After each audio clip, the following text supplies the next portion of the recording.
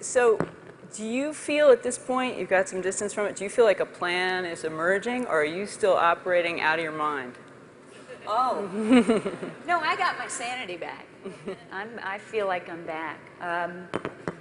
You know, my decision to, I put my plan into action to come out on the day of, in mid-2007 is the day I started my book. That day on my knees, praying to God and realizing, I didn't hear a booming voice from God and I didn't see a dude in a robe. I was not hallucinating. I didn't see anything weird like that. But on the day, in 2007 is the day that I told my producer, Rodney Crowell, whom you saw in the video. And by the way, he didn't know I was gay at the time either. Can you imagine making a record, hiding that from a very personal, person that you're that intimate with, making a record? I called him to my house and said, Rodney, by the way, I'm gay. And he went, okay. And I'm coming out. He said, how are you going to do it? I said, I don't know, but I'm going to do it well. She does everything.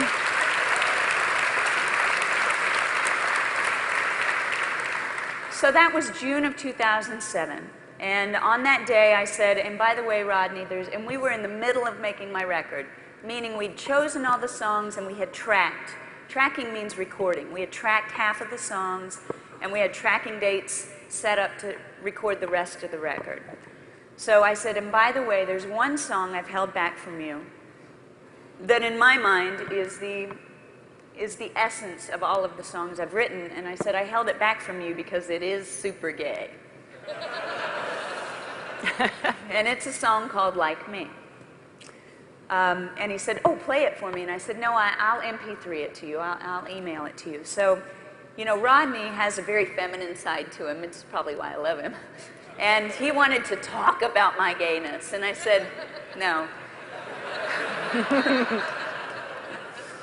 And I said, I love you. He said, I love you. I sent him away for the day. And I went down to my computer. I opened up my laptop. I emailed him the song Like Me. And I opened a Word document. And I wrote a title page called Like Me. And I started my book on that very day. My plan was to not just come out, but my plan was to tell my story, because I didn't know how long it would take. I certainly did not know that it would be 3 years before I would come out. But it was imperative to me that I come out well and that I come out appropriately, because something that I saw missing in the LGBT community and coming out stories, through no fault of the gays and lesbians and transgenders and bisexual folks that had stepped forward to tell their stories, by no fault of their own, but I noticed that the community was largely misunderstood and stories were not being told in a comprehensive way. So I wanted to write my story down, and I didn't want to run around and chase my tail and defend my truth, the validity of the fears I had experienced.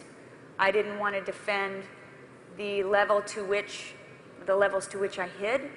I didn't want to defend, because I did have relationships with men on occasion, 2 significant relationships with men. I didn't want anyone to say, well, she's bi, which I'm not bi, I'm super gay. I didn't want anyone to question my faith. I just wanted to tell my story. And I also wanted my story to exist in a form where young people, and maybe not so young people, could have my story and they could read it, because I knew that had I been 18 or 30 or 15, I would have given anything to have had a book, to have been able to flip through the pages of someone's story like mine. It would have made an incredible difference to me to know that I was just not quite so alone. So that's why it took so long. Well, I have a feeling that in terms of time, we may have done the interview time. I don't know if there's any indication, but really, I just want to say it's been such a privilege to know you in this process, and I am so amazed that we have such an incredible new voice for all the important work we have to do. And I think you're doing like me. I am. I think I'm going to try to sing like me. So, and I'm going to... I just want everyone here to know, my understanding is this is the first time you've tried to do it live. Yeah, never. So this is a pretty amazing treat, and it's such a treat to know you, Shelley. So, amazing. Thank you. Might I add about Eliza, I moved to New York City in 2008.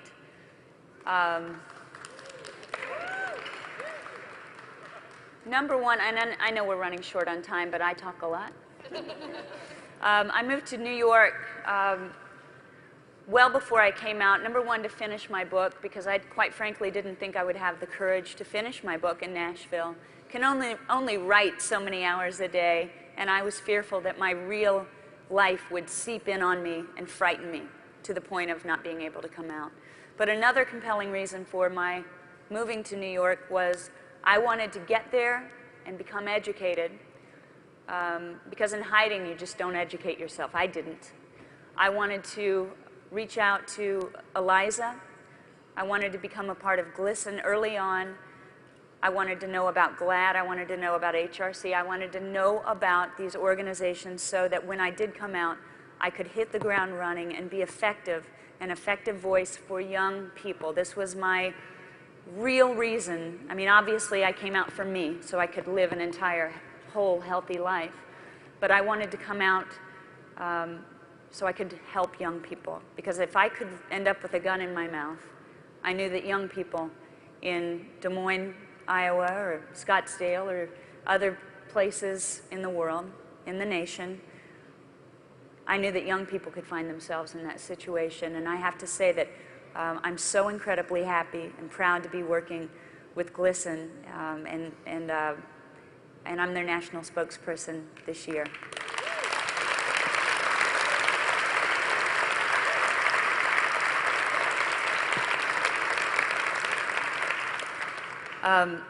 And I also want to say this. I have met so many of you on the road, and I mean you at large, people who live out and proud in places, a lot of places where it's not New York and it's not LA, and who knows if it's easier there on the coasts in the big cities, but those of you who are living in places where you may be the only guy or gal at work who is a little bit, different, LGBT, I stand on your shoulders. I get clapped for a lot now for being out, and that's really nice, and that feels really great, but I know a lot of you have led the charge, and I get to stand on your shoulders, and you all have made it so much easier for me. You've inspired me, and I am honored to be in your community. Let it be known that it's not lost on me that you all have made it much easier for me to be a voice in the community with the work that you've been doing. Many of you have been out for your entire careers. I am certainly no hero. You are, and I'm glad to be here with you today.